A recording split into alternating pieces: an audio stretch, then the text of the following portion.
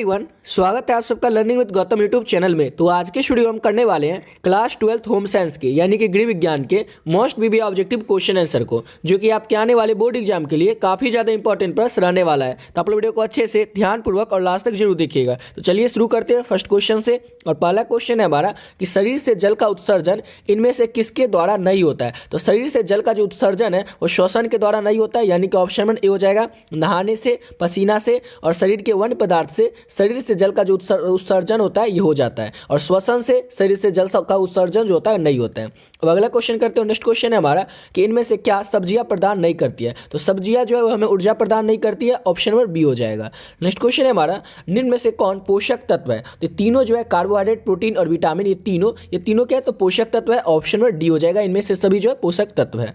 अगला क्वेश्चन है पाक क्रिया से भोजन हो जाता है। पाक क्रिया यानी कि भोजन को पकाने से क्या हो जाता है तो भोजन जो होता है सुपाच्य हो जाता है, यानी कि पचने योग्य हो जाता है, ऑप्शन नंबर ए हो जाएगा। अगला क्वेश्चन है वसा का स्रोत है। तो वसा का जो स्रोत है वो घी होता है, ऑप्शन नंबर इसका ए हो जाएगा। नेक्स्ट क्वेश्चन करते हैं। अगला क्वेश्चन है जल की संरचना होती है। तो जल की जो संरचना है ये किस में होती है तो ऑक्सीजन एवं हाइड्रोजन से जल की संरचना होती है, ऑप्शन नंबर ए हो जाएगा। अगला क्वेश्चन है निम्न में से कौन खाद्य विषाक्त का लक्षण है। खाद्य विषाक्त का लक्षण कौन सा है, यानी कि अगर विषैला फूड हम खा लेंगे, विषैला भोजन हम लोग खा लेंगे, उससे क्या हो जाएगा जी मचलने लगेगा, उल्टी होने लगेगा और दस्त भी आने लगेगा, यानी कि ऑप्शन नंबर इसका डी हो जाएगा। इनमें से सभी जो है ये खाद्य विषाक्त का लक्षण है। अगला क्वेश्चन है हमारा निम्न में से यानी कि नमक में से कौन सा खनिज पाया जाता है। निम्न है नमक में कौन सा खनिज पाया जाता है तो नमक जो होता है उसमें आयोडीन पाया जाता है, ऑप्शन नंबर सी हो जाएगा। और देखिए अभी तक आप लोग इस पीडीएफ को नहीं लिए तो आप लोग इस पीडीएफ को ले सकते हैं। आपका जो भी 500 सब्जेक्ट होगा उस 500 सब्जेक्ट का जो पीडीएफ है आप लोग ले सकते हैं। सिर्फ और सिर्फ पीडीएफ का जो प्राइस है वो 25 रुपये है। आपका जो भी 500 सब्जेक्ट होगा आर्ट्स में वो आप लोग बता करके इस नंबर पर आप लोग क्या कीजिएगा, ये जो नंबर है 7903820891, इस नंबर पर आप लोग फोन पे, गूगल पे, पेटीएम कुछ भी 25 रुपया कर दीजिएगा। और आपका जो भी 500 सब्जेक्ट होगा 500 सब्जेक्ट का जो पीडीएफ होगा ऑब्जेक्टिव और सब्जेक्टिव के साथ दोनों आप लोग ले सकते हैं। इस पीडीएफ में आप लोग को चैप्टर वाइज ऑब्जेक्टिव और सब्जेक्टिव मिलेगा, और पूरे बुक से जितने भी इंपॉर्टेंट ऑब्जेक्टिव क्वेश्चन है चैप्टर वाइज इंपॉर्टेंट ऑब्जेक्टिव और सब्जेक्टिव वो सब आपको मिलेगा। इसमें लघु और द्विगुत्तरीय प्रश्न भी आपको मिलेगा, यानी कि सब्जेक्टिव क्वेश्चन आंसर भी मिलेगा। आप लोग भी चाहें तो आप लोग भी ले सकते हैं। ऑलरेडी बहुत सारे बच्चे जो पीडीएफ को ले चुके हैं। तो बात है अपने अगले क्वेश्चन की ओर। और नेक्स्ट क्वेश्चन है हमारा खाद्य पदार्थ के सड़ने के क्या कारण है। खाद्य पदार्थ जो होता है सड़ क्यों जाता है तो मौसम में उतार चढ़ाव के कारण, सूक्ष्म जीवाणुओं के कारण और अत्यधिक गर्मी के कारण, यानी कि ऑप्शन डी हो जाएगा। इनमें से सभी कारणों से खाद्य पदार्थ जो होता है, इनके खाने का जो पदार्थ होता है वो सड़ जाता है या फिर खराब हो जाता है, ऑप्शन नंबर डी हो जाएगा।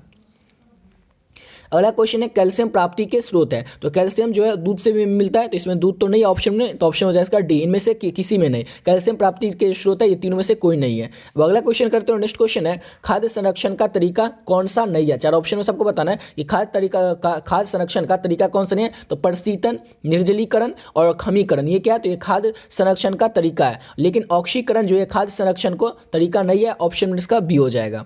अगला क्वेश्चन है हमारा तलने की उतल विधि को द्वारा क्या बनाई जाती है। तो तलने की उतल विधि द्वारा जो है वो डोसा को बनाया जाता है, ऑप्शन इसका डी हो जाएगा। अगला क्वेश्चन करते हैं। नेक्स्ट क्वेश्चन है अति सूक्ष्म जीवों को कैसे निष्क्रिय किया जाता है। अति सूक्ष्म यानी कि अति छोटे जो जीव होते हैं जो कि हमें आंख से दिखाई भी नहीं देता है, उन छोटे जीवों को, अति सूक्ष्म जीवों को कैसे निष्क्रिय किया जाता है। तो उसको निष्क्रिय किया जाता है यानी कि मारा जाता है बर्फ में जमा करके, निर्जलीकरण के द्वारा या फिर उबाल करके, यानी कि ऑप्शन नंबर डी हो जाएगा। इनमें से सभी तरीकों से अति सूक्ष्म जीवों को निष्क्रिय किया जाता है। अगला क्वेश्चन है 1 ग्राम वसा में कितनी ऊर्जा उत्पन्न होती है या फिर प्राप्त होती है। तो 1 ग्राम वसा जो होता है उसमें 9 कैलोरी ऊर्जा प्राप्त होती है, ऑप्शन में इसका डी हो जाएगा। अगला क्वेश्चन है वयस्कों में प्रोटीन की आवश्यकताएं शरीर भार के प्रति किग्रा पर कितना होता है। कितना किग्रा पर होता है तो 1 ग्राम किग्रा पर होता है, ऑप्शन नंबर ए हो जाएगा। वयस्क मतलब बड़े लोगों में। अगला क्वेश्चन है हमारा जल का रासायनिक नाम क्या होता है। जल का रासायनिक नाम होता है H2O, ये तो आपको पता ही होगा, ऑप्शन नंबर सी हो जाएगा। नेक्स्ट क्वेश्चन है हमारा इनमें से सब्जियां क्या प्रदान नहीं करता है। और देखिए आप लोगों को जो होम साइंस का सब्जेक्टिव क्वेश्चन से जितना है 5 नंबर वाला क्वेश्चन भी, यानी कि दीर्घोत्तरीय प्रश्न में और लघुत्तरीय प्रश्न में, ये सब आप लोग को ऑलरेडी पिछली वीडियो में करवा चुके हैं। अभी तक आप लोग उस वीडियो को नहीं देखे तो लिंक डिस्क्रिप्शन बॉक्स में आप लोग को मिल जाएगा, या फिर आप लोग चाहें तो चैनल के प्लेलिस्ट सेक्शन पर जाकर भी उस वीडियो सबको देख सकते हैं जो होम साइंस का सब्जेक्टिव क्वेश्चन है उसको।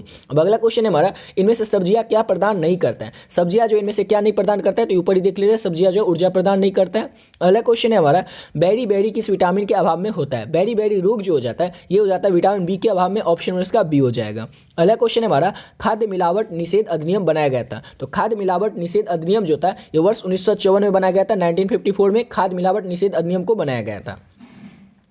अगला क्वेश्चन है परिवार के दैनिक आहार को कितने भागों में बांटा गया है। तो परिवार का जो दैनिक आहार होता है उसको 4 भागों में बांटा गया है। ऑप्शन नंबर सी हो जाएगा। नेक्स्ट क्वेश्चन है हमारा रिक्टेक्स किस विटामिन के अभाव में होता है। रिक्टेक्स जो बीमारी होता है ये किस विटामिन के अभाव में होता है। तो रिक्टेक्स बीमारी जो होता है विटामिन डी के अभाव में होता है। विटामिन डी की कमी से होता है रिक्टेक्स। ऑप्शन नंबर डी हो जाएगा।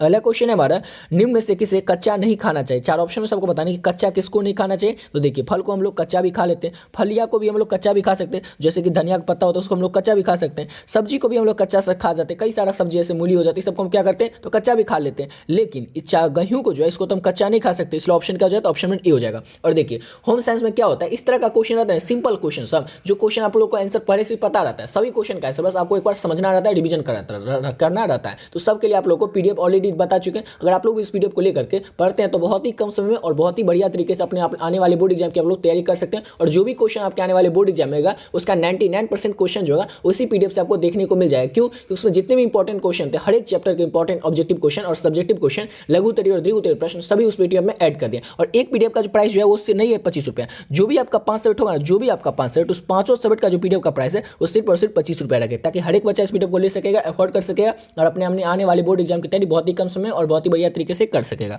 अब करते हैं अगले क्वेश्चन को। और अगला क्वेश्चन है हमारा इनमें से ऊर्जा किससे प्राप्त नहीं होती है। ऊर्जा जो 4 ऑप्शन में सबको बताना है किससे प्राप्त नहीं होता है। तो ऊर्जा जो है प्रोटीन से प्राप्त नहीं होता है। ऑप्शन इसका डी हो जाएगा।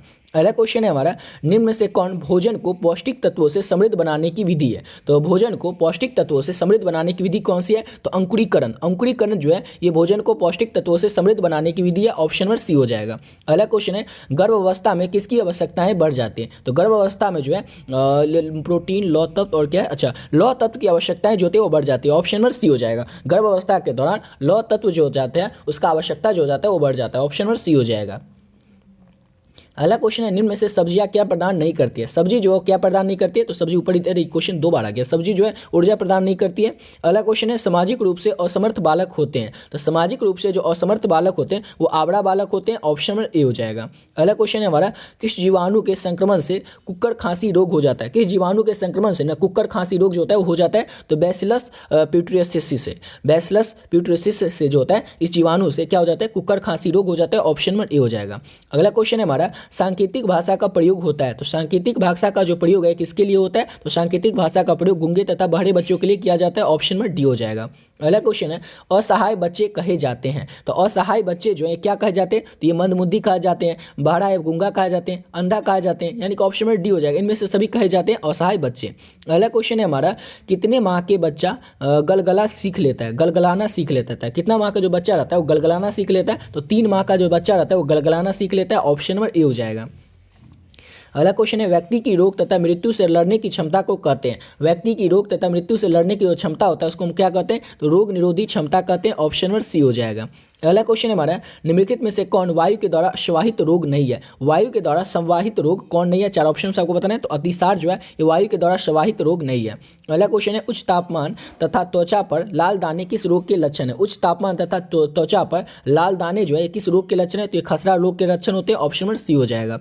अगला क्वेश्चन है हमारा नेक्स्ट क्वेश्चन कि 4 वर्ष के बालक किस प्रकार के रोगों को पहचानने में समर्थ हो जाते हैं। तो 4 वर्ष के जो बालक होते हैं ये प्राथमिक रंग को यहाँ पर रंग ने प्राथमिक रंग के पहचानने में समर्थ हो जाते हैं। ऑप्शन इसका ए हो जाएगा। याद रखिएगा 4 वर्ष के जो बच्चे होते हैं ना वो प्राथमिक रंग को पहचानने लगते हैं। ऑप्शन नंबर ए हो जाएगा। इसी के साथ वीडियो पे कंप्लीट करते हैं। आशा करता हूँ आप लोगों को वीडियो अच्छा लगा होगा। और आप लोगों को पीडीएफ के बारे में ऑलरेडी बता चुके हैं। जो भी बच्चे पीडीएफ लेना चाहते हैं वो ले सकते हैं। पीडीएफ का जो प्राइस है वो सिर्फ और सिर्फ 25 रुपये रखें, ताकि सभी बच्चे इस पीडीएफ को ले सकेगा, अफोर्ड कर सकेगा और अपने आने वाली बोर्ड एग्जाम की तैयारी बहुत ही कम समय में और बहुत ही बढ़िया तरीके से कर सकेगा। इसमें आपको सब कुछ मिलेगा। हर एक सब्जेक्ट का 5 सब्जेक्ट का जो भी ऑब्जेक्टिव क्वेश्चन हो या सब्जेक्टिव क्वेश्चन हो वो सब आपको मिलेगा। चाहे आपका सब्जेक्ट हिंदी हो, हिस्ट्री हो, पॉलिटिकल साइंस हो, इंग्लिश हो, होम साइंस हो, कोई भी आपका सब्जेक्ट हो उस 5 सब्जेक्ट का पीडीएफ आप लोग को मिल जाएगा। इस पीडीएफ को पढ़ करके आप लोग बहुत ही कम समय और बहुत ही बढ़िया तरीके से तैयारी कर सकते हैं। आशा करता हूँ आप लोग को वीडियो अच्छा लगा होगा। तो मिलते हैं नेक्स्ट वीडियो में नए वीडियो के साथ।